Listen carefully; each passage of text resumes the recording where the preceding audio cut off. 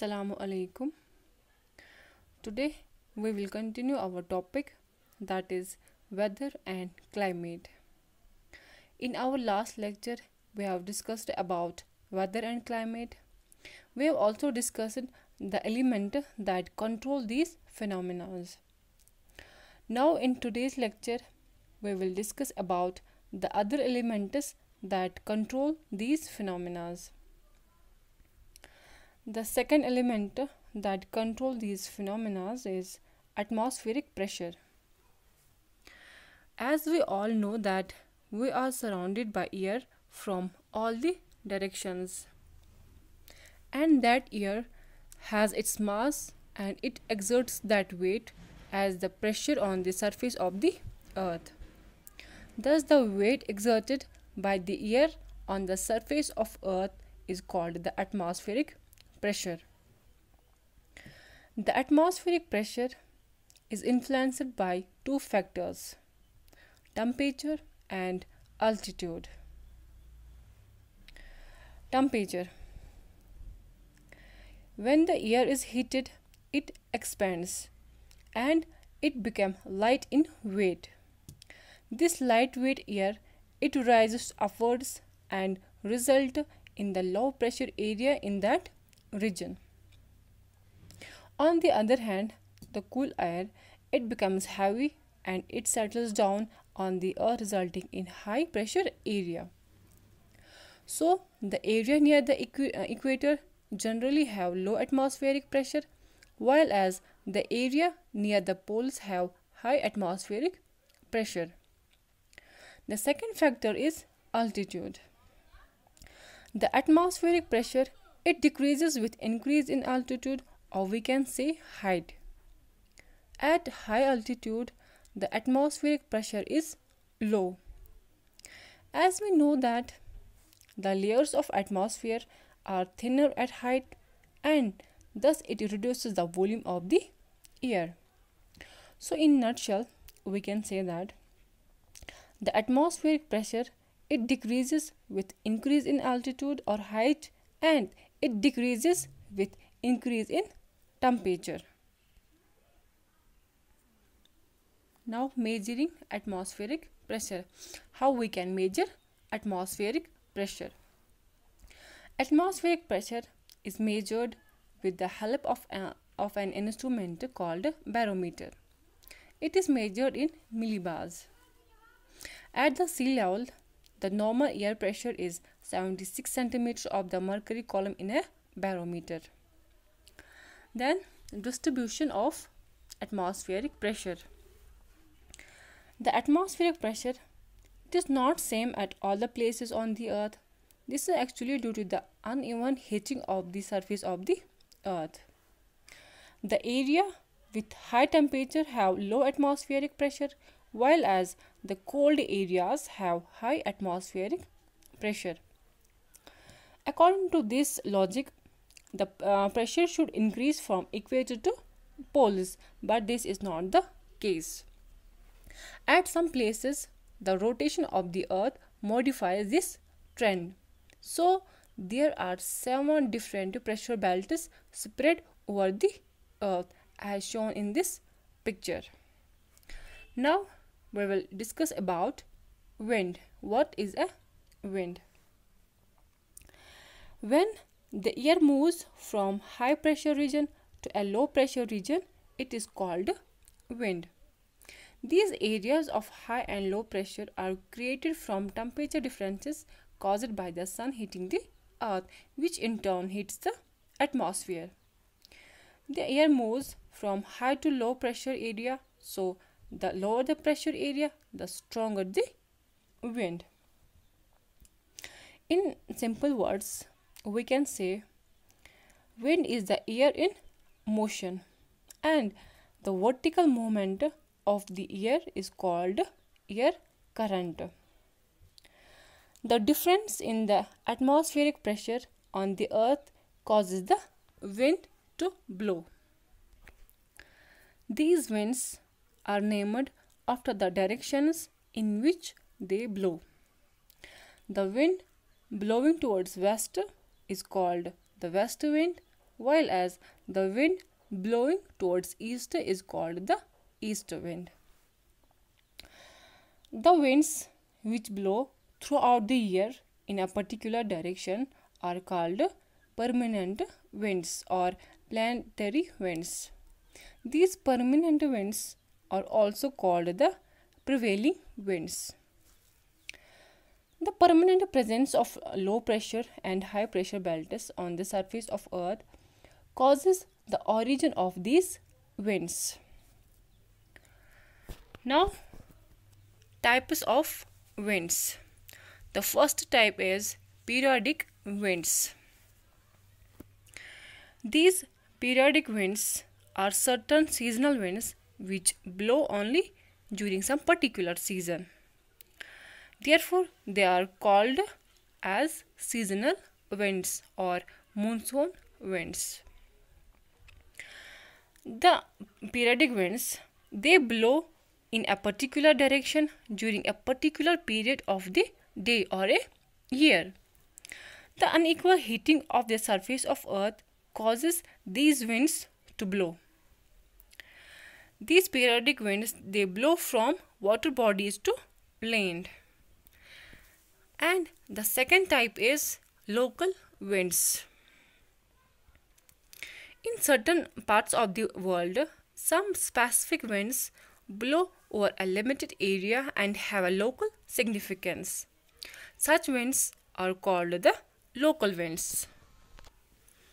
These local winds, they blow for a short span of time. These local winds blow seasonally and their names are derived from regional language. These local winds are produced on a local scale by processing of heating and cooling of lower air. We can measure the speed of the wind with the help of an instrument called anemometer, and the direction of the wind can be found with the help of a simple instrument called wind vane. Now we will discuss about moisture. What is moisture? Moisture is the presence of water vapor in air. The moisture in atmosphere exists in three states: solid, liquid and gas. The amount of moisture in air, it varies from place to place and from time to time. The air in equatorial region has more moisture in it as compared to the polar areas which have zero moisture in the air. During the summer season, the air has more moisture than the winter season. And as we go to the high in altitude, the amount of moisture in air decreases. Now, evaporation.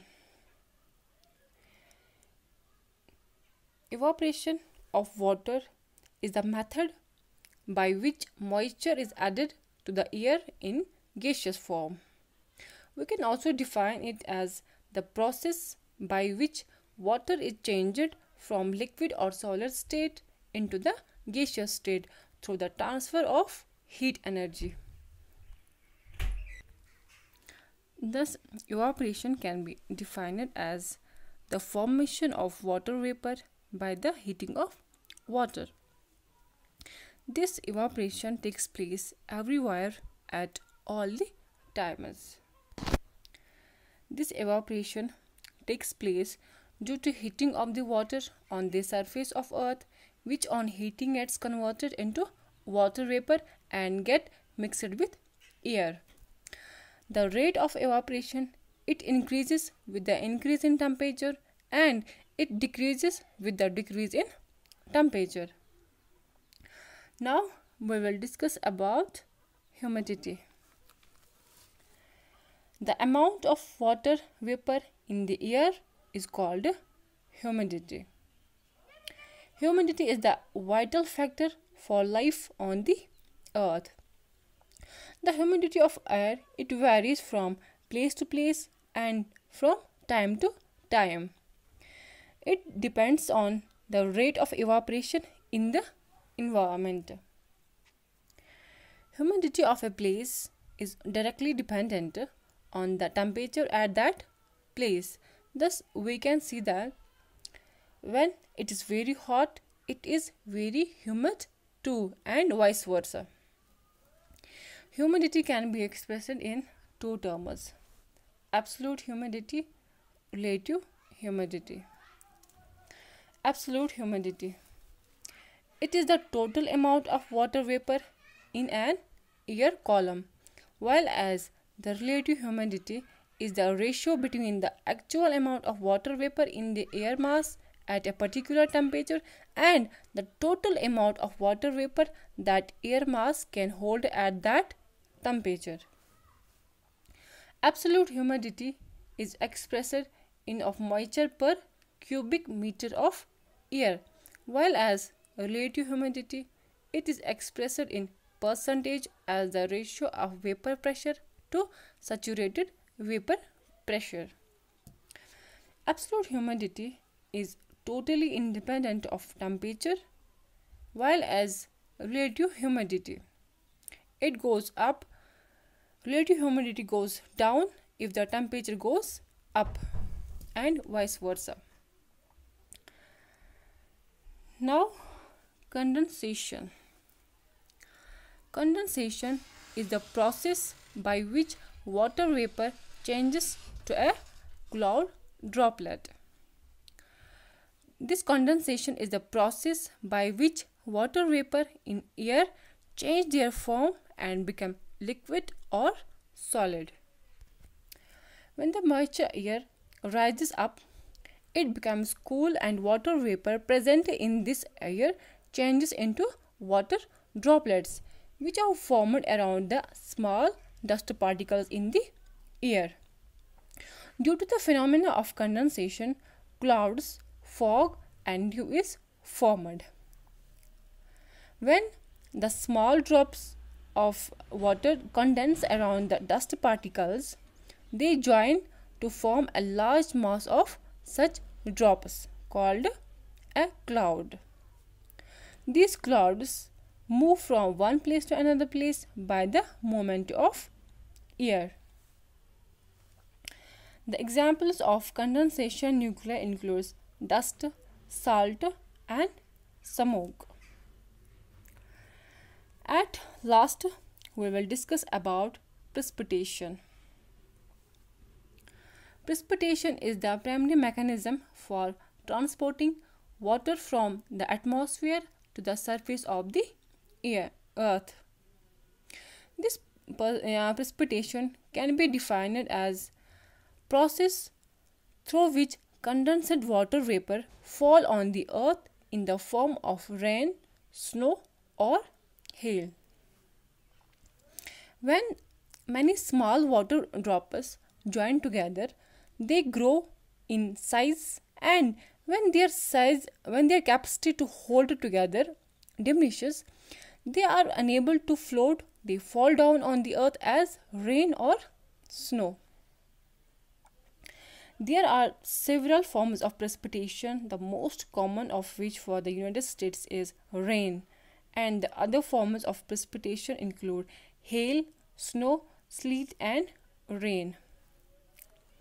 Rainfall is the most important phenomena of the earth. It's a life-giving process for the living beings. This rainfall is of three types: convectional rainfall, orographic rainfall and cyclonic rainfall. First one is convectional rainfall. When the water vapor rises high after getting heated, then they form a convectional current. And when they reach to a great height, they lose their heat and start precipitating. This results in sudden heavy downpour accompanied by lightning and thunder. The equatorial and tropical regions experience this kind of rainfall. The second one is orographic or relief rainfall. Relief rainfall is formed when air is forced to cool as it rises over relief or height features in the landscape. Or we can say that when a hill or a mountain comes in the way of hot air, it starts ascending along the height of the barrier. And at the high altitude, it loses its heat. After the process of condensation and precipitation, what happens? It starts raining on the side from where the air ascends. So, the area in the windward direction, it get more rainfall than the leeward area. The last type of rainfall is cyclonic rainfall or cyclonic precipitation. In a cyclone, when the two air masses meet, the warm air mass, it rises above the cold air mass. The boundary between the two masses is called front. In the center of the boundary of both the masses, a low pressure area is created surrounded by a high pressure area. Now, the wind starts to converge towards the center in a swelling manner. The warm light air masses, it rises further high and loses temperature. And the process of condensation takes place, which is then followed by precipitation. Now, the rainfall starts along the path of the cyclone. This type of rainfall is common in tropical and temperate regions. As we all know that rain is the main source of water on the earth. We get potable water as well as water for irrigation from the rain. But heavy and continuous rain can be disaster in the form of flood. Thus we can say that the sufficient rainfall is a boon for the earth and for the living organism on the earth. So this was all about the climate and weather and the elements that control these phenomena. Inshallah, in our next lecture we will start our new chapter. Thank you.